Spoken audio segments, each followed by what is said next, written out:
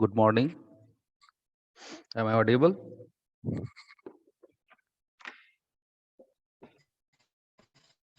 Yes, sir.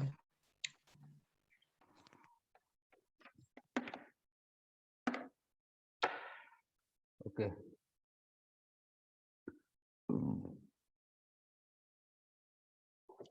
So, in the previous lecture, we discussed about the different type of fault.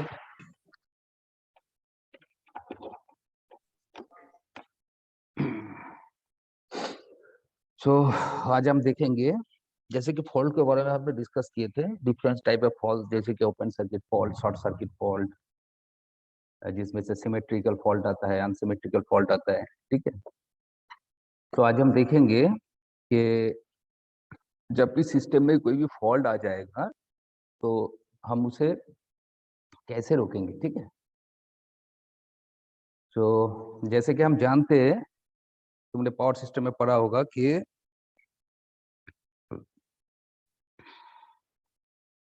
Power system में तुम लोग पढ़ चुके होंगे कि जब लो पावर रेटिंग सर्किट होगा, मतलब कि लो रेटिंग का जो सिस्टम है उसमें क्या है कि हम फ्यूज को लगा के ही सर्किट को प्रोटेक्ट कर सकते हैं। ठीक है। ओवरलोड या शॉर्ट सर्किट जो भी फॉल्ट आएगा उसको हम प्रोटेक्ट कर सकते हैं। लेकिन जब हाई पावर रेटिंग सर्किट होगा, हाई वोल्टेज सर्किट होगा, तब हम उसको कैसे रोकेंगे। तो उसके लिए हमें सर्किट ब्रेकर और रिले सर्किट जो है उसको यूज करना होगा। जब सर्किट ब्रेकर ऑटोमेटिकली ऑपरेट करेगा तब। ठीक है। जैसे कि बेसिकली सर्किट ब्रेकर है क्या? Circuit breaker is an equipment which can open or close a circuit under all condition। ठीक है। तो ऑल कंडीशन मीन्स जैसे कि नो लोड हो, फुल लोड हो या फॉल्टी कंडीशन। ठीक है। इन सारे कंडीशन में सर्किट ब्रेकर क्या करता है, सर्किट को ओपन और क्लोज करता है। ठीक है। सो सर्किट ब्रेकर को दो तरह से ऑपरेट किया जा सकता है, जैसे कि मैनुअली, और it can be operated manually under normal condition. ठीक है। नॉर्मल कंडीशन जब होगा तब इसको हम मैनुअली ऑपरेट कर सकते हैं, और बाय रिमोट कंट्रोल से भी इसे ऑपरेट कर सकते हैं। ठीक है। लेकिन जब फॉल्टी कंडीशन आएगा, ठीक है, मतलब कि सिस्टम में जब फॉल्ट आ जाएगा, तब सर्किट ब्रेकर कैसे काम करेगा? तब सर्किट ब्रेकर ऑटोमेटिकली ऑपरेट होगा। ठीक है। ऑटोमेटिकली ऑपरेट होगा अंडर फॉल्ट कंडीशन। ठीक है। सो सर्किट ब्रेकर को ऑटोमेटिकली ऑपरेट करने के लिए और एक इक्विपमेंट को यूज करना होगा सर्किट ब्रेकर के साथ, जैसे कि रिले। रिले तब भी यूज होता है जब सर्किट ब्रेकर ऑटोमेटिकली ऑपरेट करता है। ठीक है। तो हम एक छोटा सा एक एग्जांपल ले लेते हैं। देखो,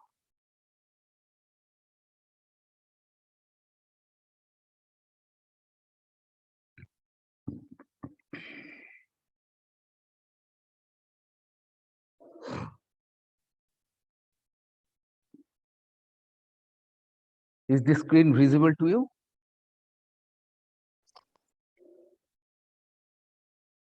Yes, Yes, sir. sir. Okay.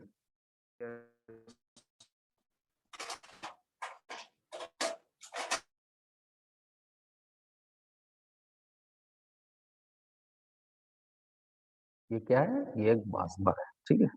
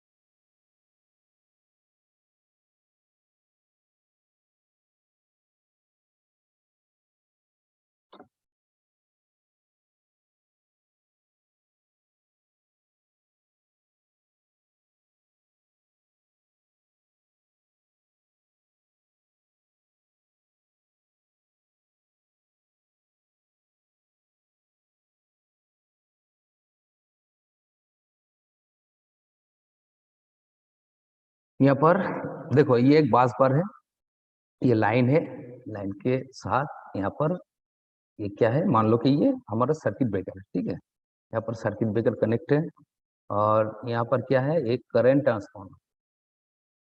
Through current transformer हम रिले को कनेक्ट करते हैं यहाँ पर, ठीक है। ये करंट ट्रांसफार्मर का सेकेंडरी है और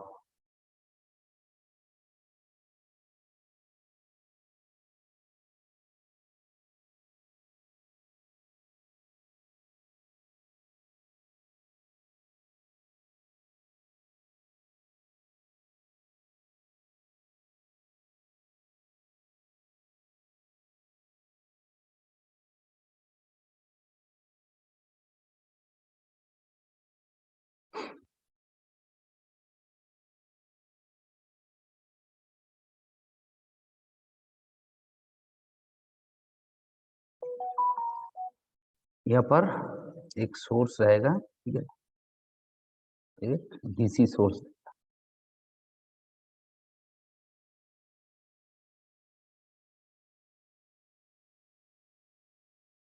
और यहाँ पर क्या रहेगा, टिप ट्रिप कॉइल रहेगा। यहाँ पर एक तरह का एक कॉइल रहेगा, टिप कॉइल, ठीक है। टिप कॉइल के साथ यहाँ पर ये जो मूविंग कॉन्टैक्ट है ये कनेक्ट है। और ये हो गया हमारा, इस पोर्शन क्या है, ये है बेसिकली सर्किट ब्रेकर, ठीक है। ये क्या है, ये है सर्किट ब्रेकर। ये क्या है, बास बार। यहाँ पर हमने सीटी, सीटी मतलब क्या है, करंट ट्रांसफार्मर, ठीक है। और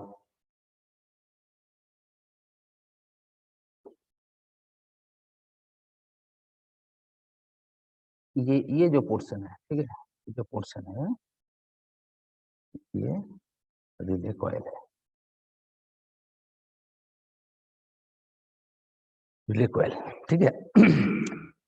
now under normal condition the contact remain close, ठीक है। यहाँ पर एक हम जानते हैं कि सर्किट ब्रेकर में क्या होता है, सर्किट ब्रेकर आगे जाके हमको डिटेल में पढ़ना है। बस अभी ये जान लो कि यहाँ पर एक मूविंग कॉन्टैक्ट रहता है और एक फिक्स्ड कॉन्टैक्ट रहता है, ठीक है। So under normal operating condition the contact remain closed and the circuit breaker carries full load current, ठीक है। सो नॉर्मल कंडीशन में सर्किट ब्रेकर क्या करेगा, फुल लोड करंट को कंटिन्यूअसली कैरी करेगा, ठीक है।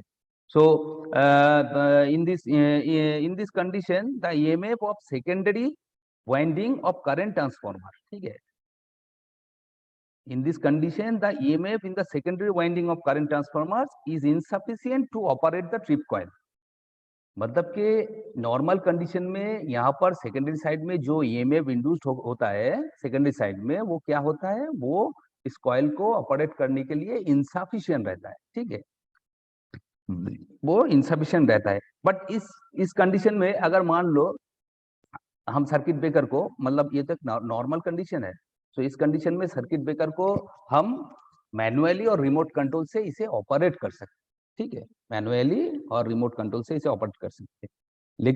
लेकिन जब फॉल्ट आएगा सिस्टम में, व्हेन अ फॉल्ट ऑकर, ठीक है, तब क्या होगा, तब ये जो करंट ट्रांसफार्मर का जो सेकेंडरी साइड है, यहाँ पर देखो जब फॉल्ट आएगा तो क्या होगा, यहाँ पर जो करंट होगा, नॉर्मल करंट का जो जो फुल लोड वैल्यू है उससे बहुत ज्यादा होगा।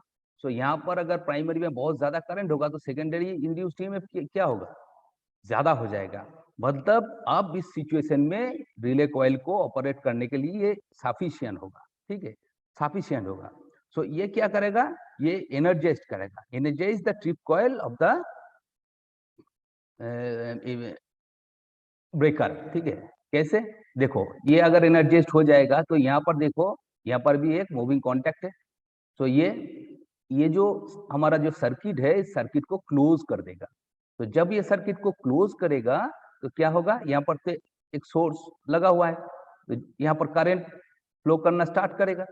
तो ऐसा जब होगा तो हमारा ये जो है, ये क्या है, ये एक्चुअली हमारा ट्रिप कॉइल है, ठीक है। इसको हम क्या कहते हैं, इसको हम ट्रिप कॉइल कहते हैं। ये क्या है, ट्रिप कॉइल है, ठीक है। So is in that condition this energize the trip coil of the breaker, and moving contact are pull down, ठीक है। मूविंग कॉन्टेक्ट जो है क्या होगा, पुल डाउन। तब क्या होगा, यहाँ पर सर्किट ब्रेकर ओपन हो जाएगा, ठीक है। तो बेसिकली जब सिस्टम में कोई फॉल्ट आता है तो सर्किट ब्रेकर का काम क्या होता है, सर्किट ब्रेकर का काम होता है इस सर्किट को ओपन और क्लोज करना, ठीक है। सो इसे हम ओपन और क्लोज कैसे कर सकते हैं, नॉर्मल ऑपरेटिंग कंडीशन में इसे हम मैनुअली और रिमोट कंट्रोल से इसे ऑपरेट कर सकते हैं, बट जब यहाँ पर फॉल्ट आ जाएगा तो ये सर्किट ब्रेकर ऑटोमेटिकली ऑपरेट करेगा। तो इसे ऑटोमेटिकली ऑपरेट करने के लिए क्या होगा, यहाँ पर एक रिले का जरूरत पड़ेगा, ठीक है। सो जब फॉल्टी कंडीशन आएगा, ये जो सीटी है हमारा करंट ट्रांसफार्मर है, ये रिले कॉइल को एनर्जाइज कर देगा। तो रिले कॉइल जब एनर्जाइज होगा तो ये सर्किट क्लोज हो जाएगा। सर्किट जब क्लोज होगा, ट्रिपिंग कॉइल क्या होगा, ये भी एनर्जाइज हो जाएगा और इस जो मूविंग कॉन्टैक्ट है इसे वो खींच लेगा और सर्किट ब्रेकर जो ओपन हो जाएगा, ठीक है। सो यहाँ पर क्या है, हमारा जो अनहेल्दी पोर्शन है, मतलब फॉल्टी पोर्शन है, हेल्दी पोर्शन से क्या करेगा, सर्किट ब्रेकर उसे सेपरेट कर देगा। सो बेसिकली ऐसे ही सर्किट को प्रोटेक्ट किया जाता है, ठीक है। सो ये एक छोटा सा एग्जांपल है सर्किट ब्रेकर और रिले का। आगे जाके हमें सर्किट ब्रेकर को डिटेल्स में स्टडी करना है, रिले को भी डिटेल्स में स्टडी करना है, ठीक है। सो अभी तक यही इसका कॉन्सेप्ट है, ठीक है। अब हम देखते हैं कि शॉर्ट सर्किट। देखो शॉर्ट सर्किट तो हमने बहुत बार सुना है, शॉर्ट सर्किट, शॉर्ट सर्किट तो एक्चुअली शॉर्ट सर्किट है क्या, whenever a fault occur on a network, ठीक है, तब क्या होगा, एक लार्ज अमाउंट ऑफ करेंट एक फेज एक या मोर फेज में क्या होगा, ये फ्लो करेगा, ठीक है। जैसे कि मान लो ये हमारा सप्लाई है, यहाँ पर लोड है, मान लो ये लोड है, लोड सेंटर है, लोड जेड, ठीक है। ये एक सिंगल फेज लिया है। सो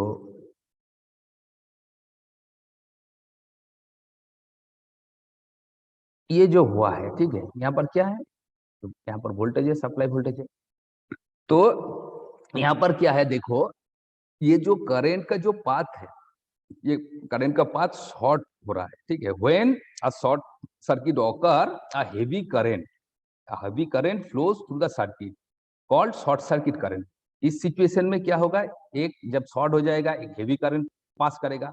जब हेवी करंट पास करेगा तो यहाँ पर क्या होगा, शॉर्ट सर्किट करंट फ्लो करेगा। क्यों क्यों ये हेवी करंट क्यों है, देखो नॉर्मल ऑपरेटिंग कंडीशन में क्या होता है, यहाँ पर मान लो कि सोर्स हमारा V है, इसका इंटरनल इम्पीडेंस मान लो ZI है, ये हमारा लोड इम्पीडेंस है। और हम सभी जानते हैं कि हमारा जो सोर्स होता है उसका इंटरनल जो इम्पीडेंस होता है वो क्या होता है, बहुत लो होता है, बहुत कम होता है। सो यहाँ पर टोटल करंट जो है वो इस इम्पीडेंस के ऊपर डिपेंड करता है। सो यहाँ पर जब लोड लगा है तो क्या होगा, यहाँ पर करंट लिमिटेड रहता है, ठीक है। जब यहाँ पर एक शॉर्ट सर्किट फॉल्ट आ जाएगा तब क्या होगा, तब देखो इस यहाँ पर जो लोड लगा रहता है, लोड का कोई फंक्शन ही नहीं रहेगा। तब यहाँ पर करंट को कौन रोकेगा, सिर्फ ये हमारा जो इंटरनल इम्पीडेंस है यही करंट को रोकेगा, लेकिन इसका वैल्यू तो बहुत कम है। सो यहाँ पर क्या होगा, करंट का जो वैल्यू होगा, मतलब इस सिचुएशन में इसे हम क्या कहेंगे, जब शॉर्ट सर्किट हो जाएगा तो यहाँ पर जो करंट पास होगा वो शॉर्ट सर्किट करंट होगा। तो शॉर्ट सर्किट करंट जो होगा वो बहुत ज्यादा होगा, ठीक है। Z is very small, therefore a large current flows through the circuit, ठीक है।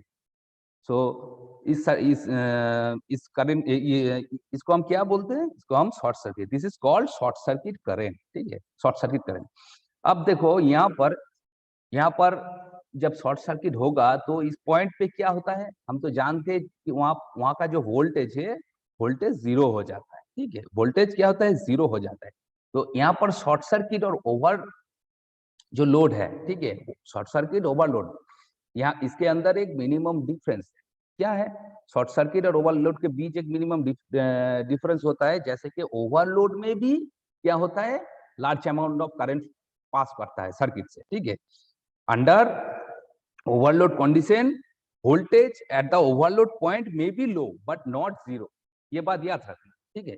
शॉर्ट सर्किट कंडीशन में क्या होता है, वोल्टेज तो जीरो हो जाता है, लेकिन ओवरलोड जब होगा तो क्या होगा, वोल्टेज क्या होगा, may be low but not zero, zero नहीं होगा, ठीक है। और यहाँ पर ओवरलोड करंट जितने अमाउंट करंट पास करेगा ओवरलोड कंडीशन में, वो शॉर्ट सर्किट करंट से उसका value lower than the short circuit current, ठीक है। ये बात याद रखना, ठीक है, lower than the short circuit. अब देखो यहाँ पर अगर हम इसका डेफिनेशन ले लेंगे तो इसका डेफिनेशन कुछ जिस तरह से होगा, whenever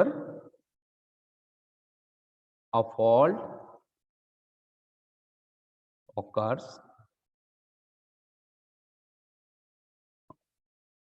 on a network such that a large current flows through large current flows in one or more phases, ठीक है, जैसे कि हमने बताया, then a short circuit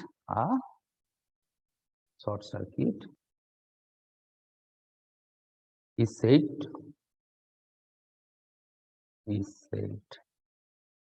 to have occurred,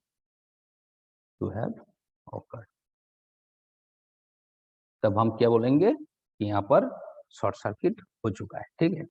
so overload और शॉर्ट सर्किट के बीच का जो डिफरेंस है वो याद रखना, ठीक है।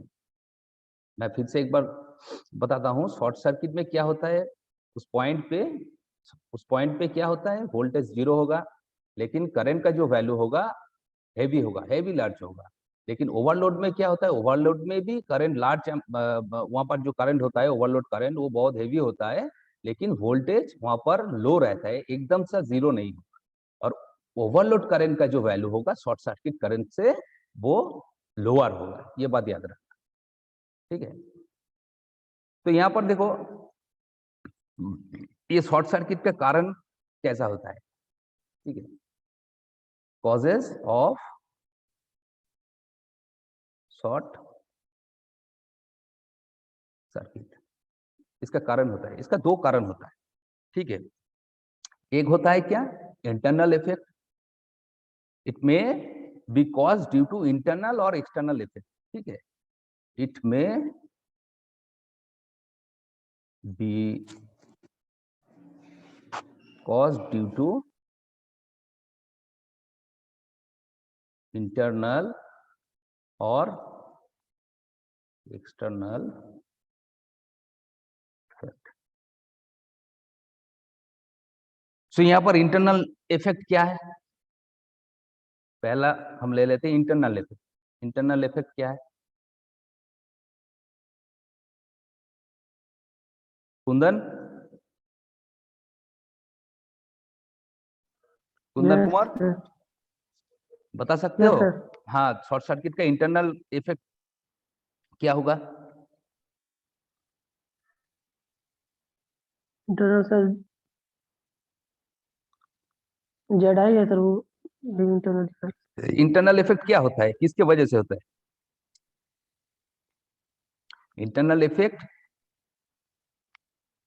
जैसे कि इंसुलेशन डिटोरेशन के वजह से होता है, जनरेटर और ट्रांसफार्मर का, ठीक है। इंसुलेशन का एजिंग के वजह से हो सकता है, due to ageing of insulation, है कि नहीं, और इम्प्रॉपर इंस्टॉलेशन, मतलब के the internal effect are caused by breakdown of equipment और ट्रांसमिशन लाइन, ठीक है।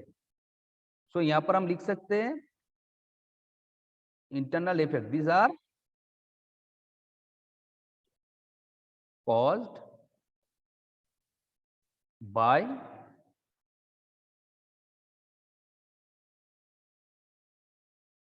breakdown or equipment, breakdown of equipment or transmission line.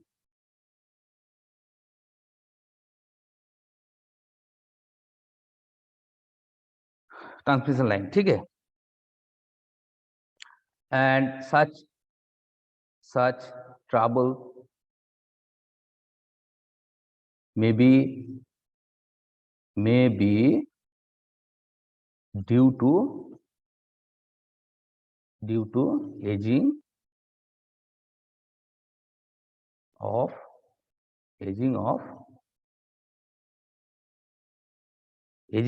insulation, ठीक है.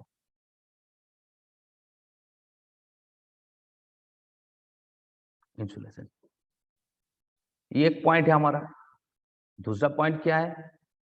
External effect.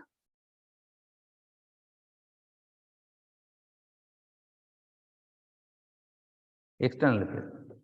So external effect किस तरह से आ सकता है, बता सकते हो?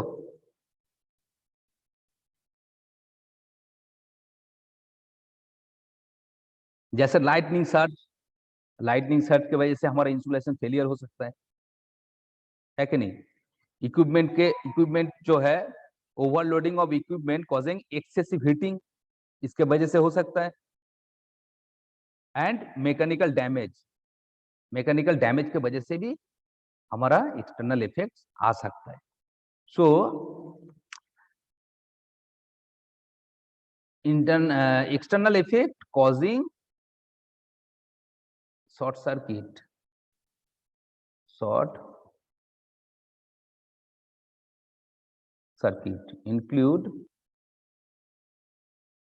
include insulation failure. ये सब नोट कर लेना, ठीक है. Insulation failure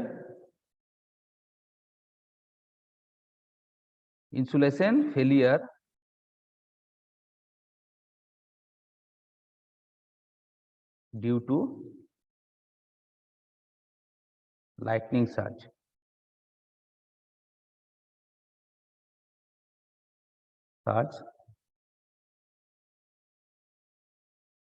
Overloading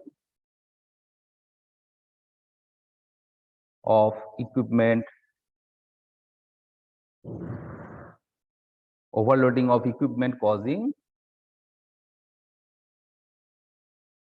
excessive heating.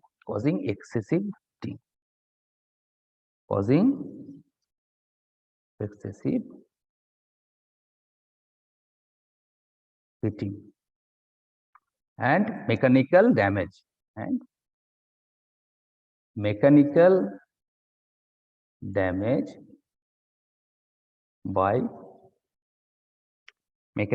by public और किसी चीज गिरने के वजह से भी ये हो सकता है, ठीक है. ये हो गया हमारा एक्सटर्नल इफेक्ट, ठीक है. External effect.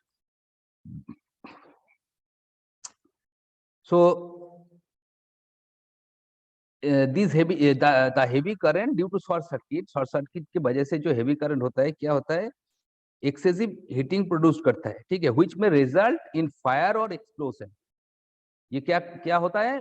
ये इसमें से आग भी लग सकता है, एक्सप्लोजन भी हो सकता है. तो sometimes short circuit takes the form of arc and cause considerable damage to the system, ठीक है. Considerable damage to the system. And इस सिचुएशन में क्या होता है? वोल्टेज, तो हमने बोला वोल्टेज लो होता है. तो the low voltage created by the fault has very harmful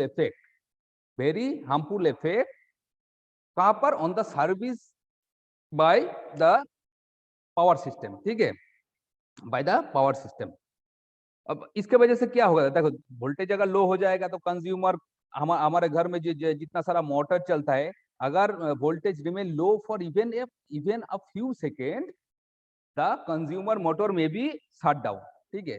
consumer जो मोटर होता है वो शट डाउन भी हो सकता है. सो इसका ये इफेक्ट आता है, ठीक है। अब देखो शॉर्ट सर्किट करंट का कुछ पॉइंट्स है, जैसे कि short circuit current on the power system हमने बताया कि cleared by a circuit breaker और फ्यूज, ठीक है। So most of the failure on the power system lead to short circuit fault and cause heavy current to flow in the system, ठीक है। अब हमारा ये जो शॉर्ट सर्किट, देखो ये जो शॉर्ट सर्किट है ना, इस फॉल्ट करंट को लिमिटेशन कैसे किया जा सकता है। एक तो मान लो कि यहाँ पर एक सिस्टम है, ठीक है, यहाँ पर एक सिस्टम है,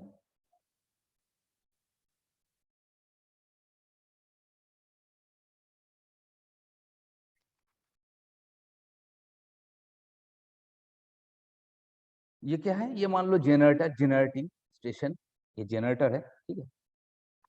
ये क्या है, ये ट्रांसफार्मर है, और यहाँ पर लोड की तरफ जा रहा है, ठीक है।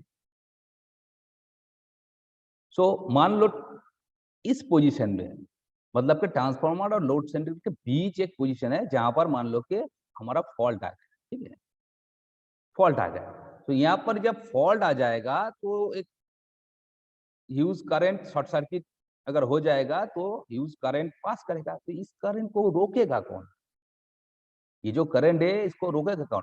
ज्यादा से ज्यादा अगर हम यहाँ पर कोई प्रोटेक्टिव डिवाइस नहीं है तो क्या होगा, इसको कौन रोक पाएगा, इस करंट को रोक पाएगा जनरेटर का खुद का जो इंटरनल रिएक्टेंस है, जनरेटर का खुद का रिएक्टेंस, ट्रांसफार्मर का रिएक्टेंस, और ये जो बास बार देख रहे हो, ये जो बास बार है, मतलब कि ये जो लाइन है, इसका यहाँ पर जो लाइन है, ठीक है, इसका जो ये ट्रांसमिशन लाइन का जो हमारा इम्पीडेंस होगा उस वही इसको रोक पाएगा। मतलब fault generating station to fault point, हमारा टोटल जो रिएक्टेंस और रेजिस्टेंस है वही इसको रोक पाएगा। लेकिन देखो यहाँ पर रेजिस्टेंस का वैल्यू हम जानते हैं कि जनरेटर हो या ट्रांसफार्मर हो, यहाँ पर बहुत कम होता है।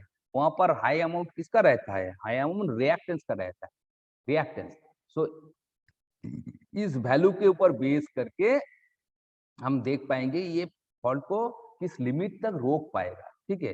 तो इसके आधार पे तुम लोग जब पावर सिस्टम में पढ़ चुके होंगे, सिमेट्रिकल फॉल्ट कैलकुलेशन जब पढ़े होंगे, ठीक है, तब भी देखा है कि हम जनरेटर, ट्रांसफार्मर, इसका परसेंटेज ऑफ रिएक्टेंस कैलकुलेट करते हैं, ठीक है। क्यों परसेंटेज ऑफ रिएक्टेंस कैलकुलेट करते हैं, क्योंकि इसका रिएक्टेंस और ट्रांसमिशन लाइन जो है इसका रिएक्टेंस, ये सब मिलके ये जो हमारा शॉर्ट सर्किट करंट है इस करंट को लिमिट करता है, ठीक है, इस करंट को लिमिट करता है। और कभी कभी क्या होता है कि ये जो सिस्टम है, सिस्टम में हम रिएक्टर को प्रोवाइड करते हैं, ठीक है, रिएक्टर। क्यों कि ये जो रिएक्टर होता है, ये रिएक्टर एक तरह के से तो ये जो हमारा फॉल्ट करंट है या शॉर्ट सर्किट करंट जो भी है उसको वो रोकेगा, ठीक है। दूसरा बात क्या है कि उसका जो रेजिस्टेंस होता है, इंटरनल रेजिस्टेंस बहुत कम होता है, तो यहाँ पर पावर लॉस भी उतना ज्यादा नहीं होगा, ठीक है। सो इसलिए हम यहाँ पर क्या करते हैं, यहाँ पर हम रिएक्टर को प्रोवाइड करते हैं, ठीक है। यहाँ पर हम क्या करते हैं, यहाँ पर हम रिएक्टर को प्रोवाइड करते हैं। लेकिन यहाँ पर देखो रेजिस्टेंस, इसका जो रेजिस्टेंस कैलकुलेशन में तब भी आएगा जब इसका जो रिएक्टेंस वैल्यू होगा वो 3 टाइम्स से ज्यादा नहीं होगा, ठीक है। अगर रेजिस्टेंस के वैल्यू से 3 टाइम्स ज्यादा हो जाएगा रिएक्टेंस का वैल्यू, तब हम क्या करते हैं, जब फॉल्ट करंट को कैलकुलेट करते हैं तो वो रेजिस्टेंस को हम नेग्लेक्ट कर देते हैं, ठीक है। Usually neglect the resistance, usually neglect, ठीक है। मतलब कि cable and line are mostly resistive, we know, ठीक है। केबल और lines are mostly resistive, but where the total reactance in calculation exceed 3 times the resistance, then the resistance usually neglected। तब क्या होता है, यहाँ पर रेजिस्टेंस नेग्लेक्टेड होता है। सो यहाँ पर साफ साफ क्लियर है। तो यहाँ पर अगर किसी भी ट्रांसमिशन सिस्टम में, किसी भी लाइन में अगर फॉल्ट आ जाएगा तो उस करंट को, इसका जो रिएक्टेंस है, खुद का रिएक्टेंस है, वो खुद का रिएक्टेंस इसको पहले तो लिमिट करेगा। और एक्सटर्नली हम क्या क्या करते हैं, यहाँ पर एक्सटर्नली रिएक्टर को भी लगा देते हैं। वो उसका रेटिंग कैलकुलेशन के ऊपर डिपेंड करता है कि कौन सा रिएक्टर लगाना है, कौन सा रेटिंग का रिएक्टर कौन सी लाइन पे देना है, ये कैलकुलेशन करके उस रिएक्टर को हम यहाँ पर प्लेस करते हैं एक्सटर्नली, ठीक है। तो ये इस तरह से हम फॉल्ट करंट को लिमिट कर सकते हैं, ठीक है।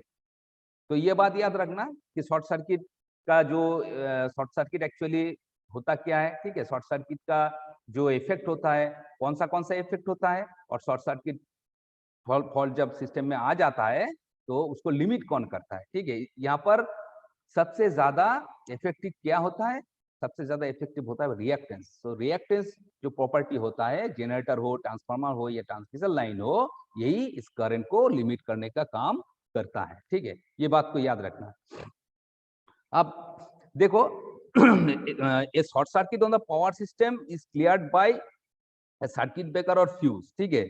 therefore to know the maximum possible values of short circuit current, ठीक है, so that switch gear of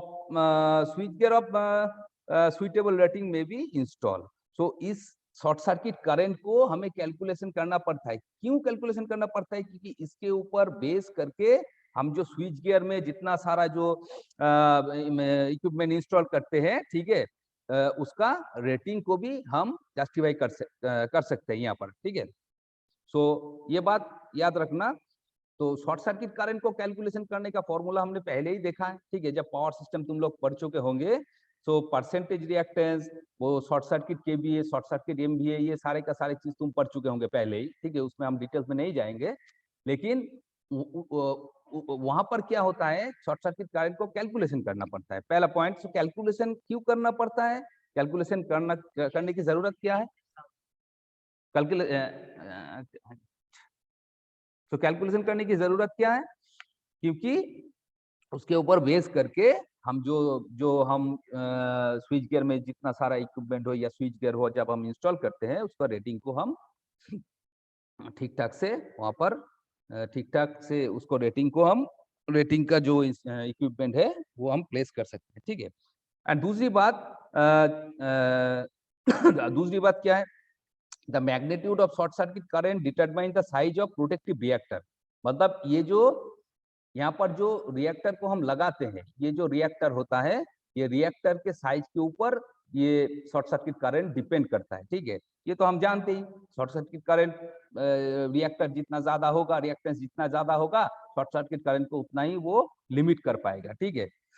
तो ये बात याद रखना। एंड लास्ट पॉइंट क्या है, लास्ट पॉइंट जो है the calculation of short circuit current enables us to make proper selection of associated apparatus, जो कि मैंने पिछले पॉइंट पे ही बता दिया है, जैसे कि बस बार हो, करंट ट्रांसफार्मर हो, जो भी जितना सारा प्रोटेक्टिव हमारा apparatus है, वो शॉर्ट सर्किट कैलकुलेशन के ऊपर डिपेंड करता है। सो बेसिकली यही हमारा शॉर्ट सर्किट है, यही शॉर्ट सर्किट करंट है, और शॉर्ट सर्किट करंट को हम इस तरह से लिमिट कर सकते हैं। सो इसे अच्छी तरह से याद रखना, ठीक है।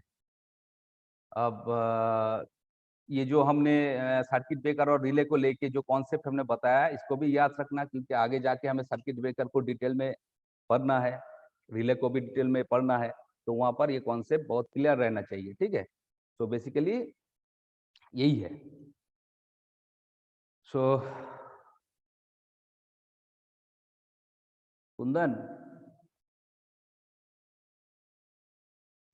Yes sir. अच्छा, तुम लोगों का जो सीआर है, सीआर का नाम क्या है, कौन है CR? Krishnadev Vishwakarma sir, Krishnadev. Class नहीं करता है क्या? करता है सर, पर अभी शायद नहीं आया। उसे तो वो तो कभी भी मैंने नहीं देखा, ज्यादा से ज्यादा क्लास तो वो मिस करता है। उसको बताना कि रेगुलरली क्लास आए, ठीक है, क्योंकि अभी अटेंडेंस हो रहा है, अभी अलग सा यस अटेंडेंस बन रहा है, तो नहीं आएगा तो दिक्कत यस सर। हो जाएगा। पिछले सेम में क्या था, जो हमारा जो तुम्हारा जो स्नैपशॉट है, उसको ही लेके हम अटेंडेंस बनाए थे, बहुत सारे बच्चे को हम छोड़ दिए थे, लेकिन अभी बहुत स्ट्रिक्ट है, अभी अलग से अटेंडेंस बन रहा है, तो वो अटेंडेंस परसेंटेज के ऊपर बेस करके मार्क्स आएगा, ठीक है। तो सभी बच्चे को ये बता देना कि यस रेगुलरली सर। क्लास करे, ठीक है। और अटेंडेंस हमारा जो ये जो स्क्रीनशॉट है, ये स्क्रीनशॉट 2 स्क्रीनशॉट देना, ठीक है। तुमको हम बोलते हैं एक क्लास जब स्टार्ट होगा तब एक स्क्रीनशॉट लेना, हाँ सर। और जब क्लास एंड होगा, एंड से 5 मिनट्स बिफोर तुम एक और स्नैप लेना। तो दो स्क्रीनशॉट हमें चाहिए, ठीक है, एक स्टार्टिंग में एक ठीक है एंडिंग। सर। तो ये हमें तुम भेजना, ठीक है। हाँ सर। सो ठीक है, सो ठीक है, आज की क्लास यहीं तक है। अब नेक्स्ट क्लास में हम टॉपिक को आगे बढ़ाएंगे। सो ठीक है कुंदन, वो भेज देना। हाँ, और यस सर। हम ग्रुप में वो गूगल क्लासरूम का वो हम लिंक भेज देंगे, ठीक है, वहां पर सब ऐड हो जाना। हम नोट्स वगैरह असाइनमेंट वगैरह जो कुछ देंगे वही पर देंगे। ओके, तो ठीक है, चलो, थैंक यू।